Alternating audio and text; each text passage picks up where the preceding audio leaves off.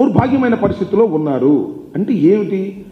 దేవుణ్ణి అడ్డం పెట్టుకొని, వెంకటేశ్వర స్వామిని అడ్డం పెట్టుకొని ఏదో ఒక విధంగా రాజకీయ కక్ష సాధించాలి వైఎస్ఆర్ కాంగ్రెస్ పార్టీ మీద అనేటువంటి ఒక దుర్మార్గమైన ఒక పాపకార్యాన్ని వాళ్ళ నారా చంద్రబాబు నాయుడు గారు చేస్తున్నారు. చిన్నప్పన్న అని ఆయన ఒక పిఏగా పనిచేసి ఆయన పట్టుకుని ఒక కథల్లి ఆయన ఏదో కమిషన్ తీసుకున్నాడని ₹1 పట్టుకుంది లేదు. పట్టుకొచ్చారు, ఆయన్ని ఇబ్బంది పెట్టారు. పేర్లు చెబితే శుభ్రంగా రాజేసుకుందాం అనుకున్నారు. పాపం ఆయన నిజాయితీగా నిలబడి పేర్లు చెప్పలేదు.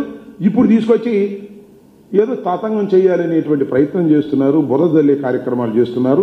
మీ బురద జల్లే కార్యక్రమాలకు భయపడటానికి వైఎస్ఆర్ కాంగ్రెస్ పార్టీ కానీ మేము కానీ సిద్ధంగా లేము. దేవుణ్ణి అడ్డం పెట్టుకుని మీరు చేసేటటువంటి నీచ రాజకీయాలు, కక్ష రాజకీయాలని ప్రతి క్షణం మేము ఎదుర్కోవడానికి సిద్ధంగా ఉన్నామనే విషయాన్ని ఇక్కడ చాలా స్పష్టంగా చెప్పదలుచుకున్నామని కూడా ఈ సందర్భంగా నేను మనవి చేస్తున్నాను. అంతేకాదు, ఇది ఒకటే కాదు, మళ్ళా పాపం మా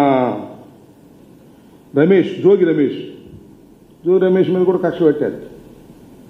జోగి రమేష్ కక్ష పట్టడమే కాదు, జోగి రమేష్ సంగతి ఏంటో తేల్చేస్తాం అంటున్నారు. ఆఫ్ ది రికార్డ్ ఎక్కడ దొరుకుతాడని చూస్తున్నారు. చాలా చోట్ల దొరుకుతానికి ప్రయత్నం చేశారు, ఎక్కడ దొరకలా. ఇప్పుడు కల్తీ మద్యం, అప్పుడేమో లిక్కర్ స్కామ్ అన్నారు మా మీద, ఇవాళ కల్తీ మద్యం.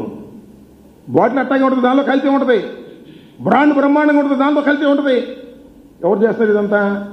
చంద్రబాబు నాయుడు గారికి సంబంధించినటువంటి ప్రైవేటు వ్యాపారులు అందరూ కూడా ఇవాళ ఈ కల్తీ లిక్కర్ చేసేటటువంటి కార్యక్రమం చేస్తున్నారు.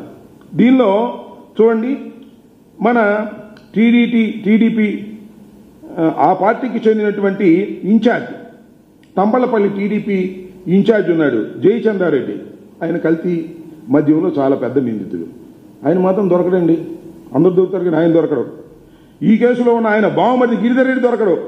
జయచంద్రారెడ్డికి పిఏ రాజేష్ కూడా దొరకడు. వీళ్ళందరూ దొరకడు. దొరికారనుకో, వాళ్ళు పట్టుకున్నారనుకో, వాస్తవాలు బయటకు వస్తాయి. అందుకని వాళ్ళు దొరకరు. దొరకపోతే ఇక జోగి రమేష్ గారి మీద కక్ష. అప్పుడేదో ఇంటి దగ్గరికి వెళ్ళి ఆయన ఏదో ప్రశ్నించడానికి వెళ్ళాడని కక్ష బట్టి ఏ కేసు దొరికిద్దో ఆ కేసులో పెట్టేద్దాం, జోగి రమేష్ లోపల పెట్టేద్దాం. లోపల పెట్టేసి నెల తరబడి బెయిల్ రాకోకుండా పెట్టంగానే చూస్తున్నారుగా మీరు ఏం చేస్తారు? పెట్టంగానే ఒక 15 రోజులు కాలయాపన చేస్తారు. మేము బెయిల్ పిటిషన్ పడేసామనుకో, వాళ్ళని పోలీస్ కస్టడీకి ఇవ్వమని అడుగుతారు. మన దాని మీద ఆర్గ్యుమెంట్స్. పోలీస్ కస్టడీకి ఇచ్చారనుకో, మన తర్వాత 4-5 రోజుల తర్వాత మళ్ళీ పోలీస్ ఇట్లా ఏదో ఒక విధంగా ఎక్కువ కాలం జైల్లో పెట్టి ఒక రాజకీయ నాయకుడిని, ఒక వైఎస్ఆర్ కాంగ్రెస్ పార్టీ నాయకుడిని వేధించాలి. ఇది చంద్రబాబు నాయుడు గారి స్ట్రాటజీ. ఈ సిట్ స్ట్రాటజీ. ఈ సిట్లన్నీ కూడా చంద్రబాబు నాయుడు గారు సిట్ అంటే సిట్, స్టాండ్ అంటే స్టాండ్. వాళ్ళు చెప్పినట్టుగా ఈ సిట్టు వాళ్ళందరూ కూడా ఏదో ఒక విధంగా జగన్మోహన్ రెడ్డి గారి అనుచరుల మీద దాడి చేసి లోపల పెట్టి వారిని ఇబ్బంది పెట్టి భయపెట్టాలనేటువంటి ప్రయత్నం చేస్తున్నారు. మాకు అర్థమైంది. మేము భయపడటానికి సిద్ధంగా లేము. కాకపోతే మా బాధ అంతా ఒకటే. సరే, ఈ లిక్కరు బొక్కరు వీటి మీద పెట్టి మీరు చేస్తున్నారు, వీళ్ళు ఫేస్ ఇట్. చివరికి దైవాన్ని కూడా అడ్డం పెట్టుకొని మీరు సుబ్బారెడ్డి గారి మీద ఇంకా ఇతరుల మీద దాడి చేయాలనో లేకపోతే అల్లరి చేయాలనో మీరు చేసేటటువంటి ప్రయత్నం సరైనది కాదు. మీ తెలుగుదేశంలో ఉంటేనేమో కన్వీనియంట్గా వాళ్ళు ఎస్కేప్ అయిపోతారు. వైఎస్ఆర్సీపీలో ప్రధానంగా ఉన్న వారి మీద కక్ష సాధించేటటువంటి కార్యక్రమాలు చేస్తారు. ఈ కార్యక్రమాలను ఇప్పటికైనా మీరు ఆపుకోకపోతే నెంబర్ 1